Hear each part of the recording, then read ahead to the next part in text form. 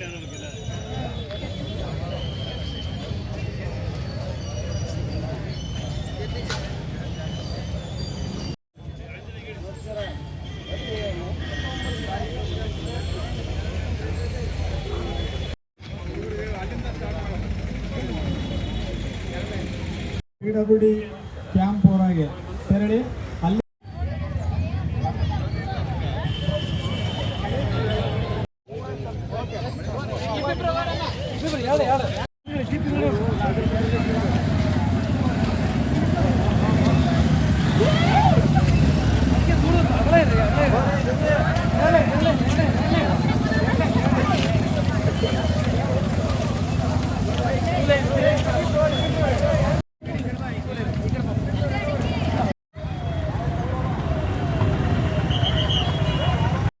ಬರ್ರಿ ಬರ್ರಿ ಬರ್ರಿ ಬರ್ರಿ ಬರ್ರಿ ಬರ್ರಿ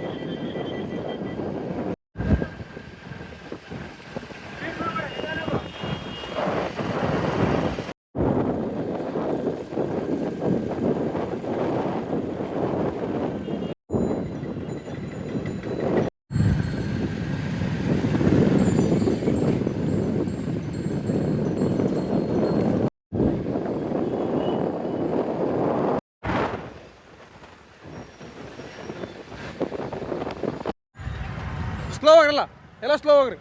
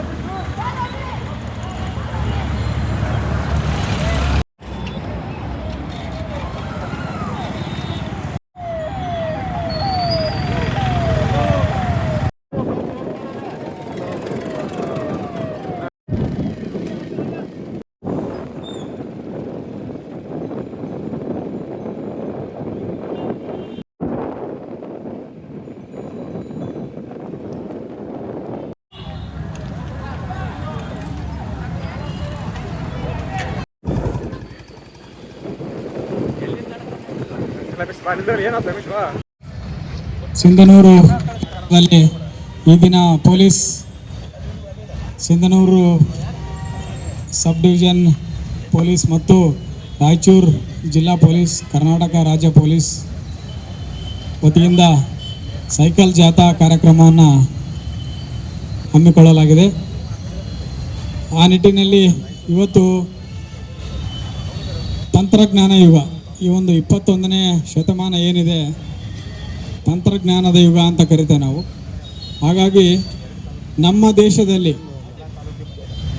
ನಮ್ಮ ಒಟ್ಟು ಜನಸಂಖ್ಯೆಯಲ್ಲಿ ಕೋಟಿ ಜನ ಮೊಬೈಲ್ ಫೋನ್ಗಳನ್ನು ಉಪಯೋಗ ಮಾಡ್ತಾ ಇದ್ದಾರೆ. ಅದರಲ್ಲಿ ಸ್ಮಾರ್ಟ್ ಫೋನ್ನ ಉಪಯೋಗ ಮಾಡ್ತಕ್ಕಂಥವರು ಸುಮಾರು 85 ಕೋಟಿ ಜನ ಈ ಒಂದು ಸ್ಮಾರ್ಟ್ ಫೋನ್ಗಳನ್ನು ಅಂದರೆ ಇಂಟರ್ನೆಟ್, ಈ ಒಂದು ಅಂತರ್ಜಾಲ ಸಂಪರ್ಕ ಇರ್ತಕ್ಕಂಥ ಮೊಬೈಲ್ಗಳನ್ನು ಉಪಯೋಗ ಮಾಡ್ತಾ ಇದ್ದಾರೆ.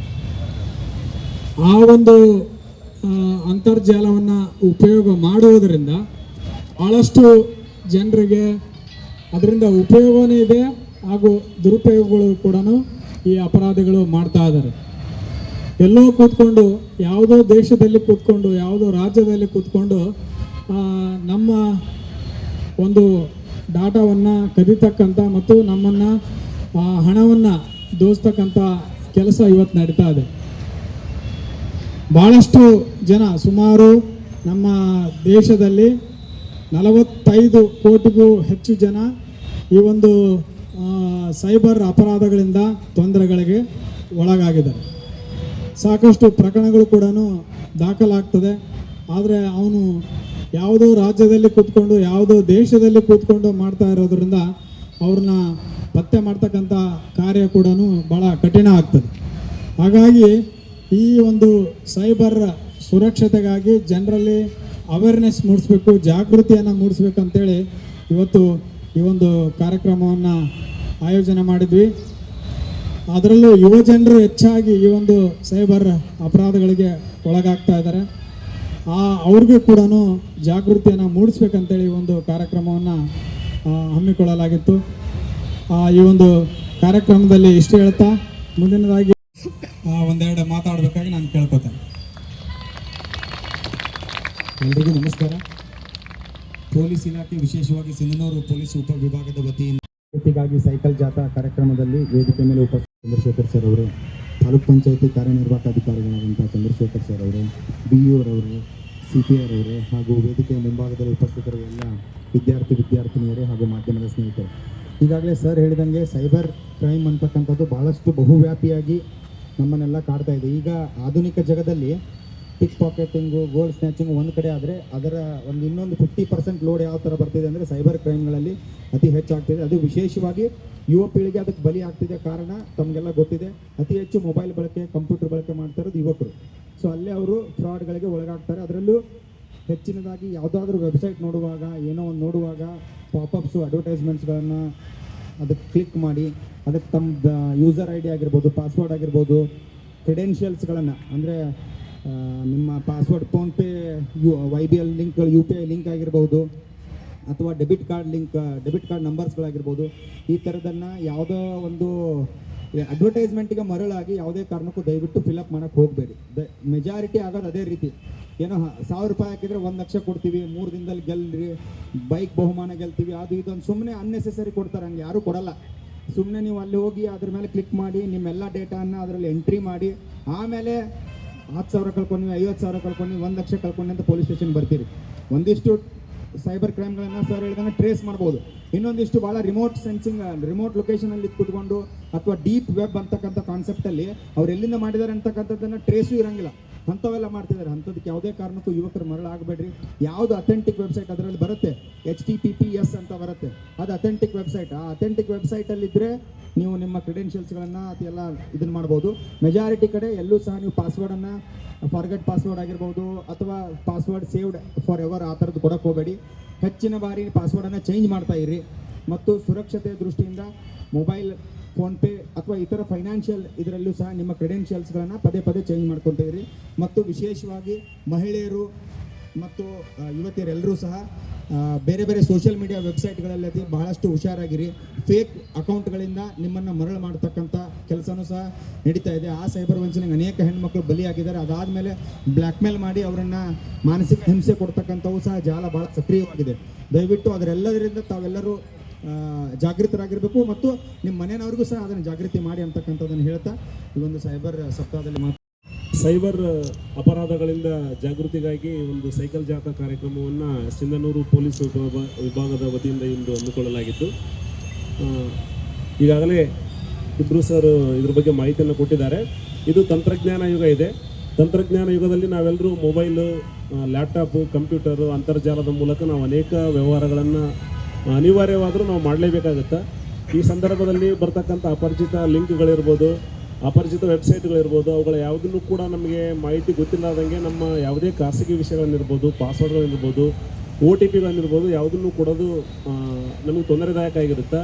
ಆಮೇಲೆ ಇತ್ತೀಚೆಗೆ ಸೈಬರ್ ಅರೆಸ್ಟ್ ಅಂತಕ್ಕಂಥ ಪ್ರಕರಣಗಳು ಕೂಡ ಕಂಡು ಬರ್ತಾ ಇದ್ದಾವೆ. ಅಂಥವೇನಾದರೂ ಕಂಡು ಬಂದಾಗ ತಾವು ಇಮಿಡಿಯೇಟಾಗಿ ಪೊಲೀಸ್ ಇಲಾಖೆಯವರಿಗೆ ಮಾಹಿತಿಯನ್ನು ಕೊಟ್ಟು ನಮ್ಮೆಲ್ಲ ಮಾಹಿತಿಗಳು, ನಮ್ಮ ಫೋನಲ್ಲಿರ್ತಕ್ಕಂಥ ಎಲ್ಲ ಮಾಹಿತಿಗಳು ಕದಿಯುವಂಥ ಸಂದರ್ಭಗಳು ಇರ್ತವೆ. ಅಂಥವುಗಳಿಗೆಲ್ಲ ಸುರಕ್ಷಿತ ಆದಂಥ ಒಂದು ತಂತ್ರಜ್ಞಾನವನ್ನು ನಾವು ಬಳಸ್ಕೊಂಡು ಎಲ್ಲೂ ಕೂಡ ನಮ್ಮ ಮಾಹಿತಿ ಸೋರಿಕೆಯಾಗದಂತೆ, ನಮ್ಮ ಹಣಕಾಸಿನ ವ್ಯವಹಾರಗಳು ಕೂಡ ಸೋರಿಕೆಯಾಗದಂತೆ ಜಾಗೃತಿಯನ್ನು ವಹಿಸಬೇಕಾದಂಥ ಅತ್ಯಗತ್ಯತೆ ಎಲ್ಲರಿಗೂ ಇದೆ. ಈ ಬಗ್ಗೆ ನೀವು ಕೂಡ ಎಲ್ರಿಗೂ ಮಾಹಿತಿಯನ್ನು ಕೊಡಿ. ಈ ನಿಟ್ಟಿನಲ್ಲಿ ಪೊಲೀಸ್ ಇಲಾಖೆ ಕೈಗೊಂಡಿರ್ತಕ್ಕಂಥ ಈ ಒಂದು ಕ್ರಮ ಶ್ಲಾಘನೀಯ ಅಂತೇಳಿ ಈ ಸಂದರ್ಭದಲ್ಲಿ ತಿಳಿಸುತ್ತಾ ಈ ಒಂದು ಕಾರ್ಯಕ್ರಮದಲ್ಲಿ ಮಾತನಾಡಲು ಅವಕಾಶ ಕೊಟ್ಟ ಎಲ್ಲರಿಗೂ ಕಾರ್ಯಕ್ರಮದ ವೇದಿಕೆ ಮಾಡಿರ್ತಕ್ಕಂಥ ಎಲ್ಲರಿಗೂ ನಮಸ್ಕರಿಸುತ್ತಾ, ಇವತ್ತಿನ ದಿವಸ ನಾವೊಂದು ಎಲ್ಲ ಮಾತಾಡಿದರೆ ನಾವೊಂದೇನು ಮನವಿ ಮಾಡಿಕೊಡ್ತೀವಿ ಅಂದರೆ BO ಸಾಹೇಬರಿಗೆ ತಾಲೂಕಿನಲ್ಲಿ ಬರ್ತಕ್ಕಂಥ ಎಲ್ಲ ಹೈಸ್ಕೂಲ್ ಇರ್ಬೋದು ಮತ್ತು ಕಾಲೇಜ್ ಇರ್ಬೋದು ಎಲ್ಲ ಸ್ಟೂಡೆಂಟ್ಸ್ಗಳಿಗೆ ತಮ್ಮ ಒಂದು ತರಗತಿಯಲ್ಲಿ ಸೈಬರ್ ಕ್ರೈಮ್ ಬಗ್ಗೆ ಒಂದು ಅವೇರ್ನೆಸ್ ಒಂದು ಬೋಧನೆ ಮಾಡೋದ್ರ ಮೂಲಕ ಅತಿ ಹೆಚ್ಚಾಗಿ ಈ ಒಂದು ಪ್ರಚಾರ ಮಾಡ್ಬೋದು, ಎಲ್ಲರಿಗೂ ಒಂದು ಅವೇರ್ನೆಸ್ ಮಾಡ್ಬೋದು ಅಂತ ನಾವೊಂದು ಮನವಿ ಮಾಡ್ಕೊಳ್ತೀನಿ. ಅದೇ ರೀತಿ ಪೊಲೀಸ್ ಉಪವಿಭಾಗದ ಮಾನ್ಯ DYSP ಸಾಹೇಬರು, ತಹಸೀಲ್ದಾರರು, ಕಾರ್ಯನಿರ್ವಾಹಕ ಅಧಿಕಾರಿಗಳು ಮತ್ತು ಸಬ್ ಇನ್ಸ್ಪೆಕ್ಟರ್ ಹೇಳಿದಂಗೆ ನಮ್ಮ ಎಲ್ಲ ಪ್ರೌಢಶಾಲೆಗಳಲ್ಲಿ ಮತ್ತು ಶಾಲಾ ಕಾಲೇಜುಗಳಲ್ಲಿ ಸೈಬರ್ ಕ್ರೈಮ್ ಬಗ್ಗೆ ಒಂದು ದಿನದ ಉಪನ್ಯಾಸವನ್ನು ಮಾಡಲಿಕ್ಕೆ ನಾನು ಎಲ್ಲ ಮುಖ್ಯ ಗುರುಗಳಿಗೆ ಇನ್ಸ್ಟ್ರಕ್ಷನ್ ಕೊಡ್ತೀವಿ. ಯಾಕಂತಂದ್ರೆ ಓದ್ದವರೇ ಜಾಸ್ತಿ ಇದಕ್ಕೆ ಬಲಿಯಾಗೋದು. ನನ್ನ ಅನಿಸಿಕೆ ಪ್ರಕಾರ ನಮ್ಮ ಫ್ರೆಂಡ್ ಒಬ್ಬರು ಪ್ರಿನ್ಸಿಪಾಲ್ರು, ಸರ್ಕಾರಿ ಪದವಿ ಪೂರ್ವ ಕಾಲೇಜಿನ ಪ್ರಿನ್ಸಿಪಾಲ್ರು, ಅವರು ಸುಮಾರು 1.5 ಲಕ್ಷನ ಕಳ್ಕೊಂಡಿರ್ತಕ್ಕಂಥವ್ರು. ಹಾಗಾಗಿ ಇದಕ್ಕೆ ಜಾಸ್ತಿ ಬಲಿ ಆದವರು ಅಂತಂತಂದ್ರೆ ಓದ್ಲಾರ್ದವ್ರಿಗಿಂತ ಅನಕ್ಷರಸ್ಥರಿಗಿಂತ ಅಕ್ಷರಸ್ಥರೇ ಜಾಸ್ತಿ ಬಲಿಯಾಗಿರೋದು. ಅವುಗಳ ಬಗ್ಗೆ ನಾವು ಬಹಳಷ್ಟು ಜಾಗೃತಿ ವಹಿಸಿ ಇದು ಒಂದು ಬಹಳ ಉತ್ತಮವಾದಂಥ ಕಾರ್ಯಕ್ರಮ ಮಾಡಿಕೊಟ್ಟಿರ್ತಕ್ಕಂಥ ಪೊಲೀಸ್ ಇಲಾಖೆ